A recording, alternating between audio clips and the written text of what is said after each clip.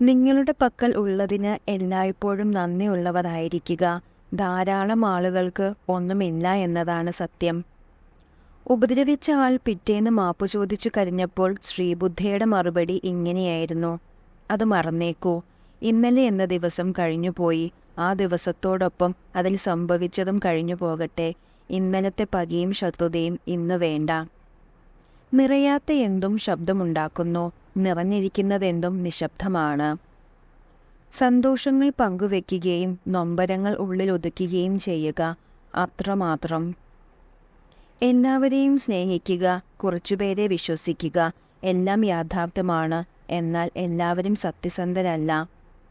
കളങ്കമില്ലാത്ത ഹൃദയമുള്ളവർ എപ്പോഴും ബന്ധങ്ങളിൽ നിർഭാഗ്യവാന്മാരാണ്. അറിവിനേക്കാൾ മഹത്തരമാണ് മനസ്സിലാക്കൽ.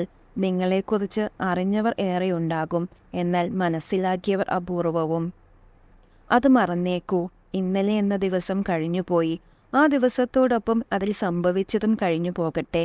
ഇന്നലത്തെ പകയും ശത്രുതയും ഇന്ന് വേണ്ട. ഇന്ന് നമ്മൾ പുതിയ മനുഷ്യരാണ്. ഇന്നലത്തെ ഞാനല്ല ഇന്ന്. നിങ്ങളും മാറിയല്ലോ. നിങ്ങൾ ആർക്കെങ്കിലും കരുതലും സ്നേഹവും കൊടുക്കുന്നുവെങ്കിൽ അവരോട് അത് പറയാൻ കൂടുതൽ വൈകിക്കരുത്. കാരണം അവർ പോയി കഴിഞ്ഞ് നിങ്ങൾ എത്ര ഉച്ചത്തിൽ വിളിച്ചു പറഞ്ഞാലും ഉറക്കെ കരഞ്ഞാലും അവർ അത് കേൾക്കണമെന്നില്ല.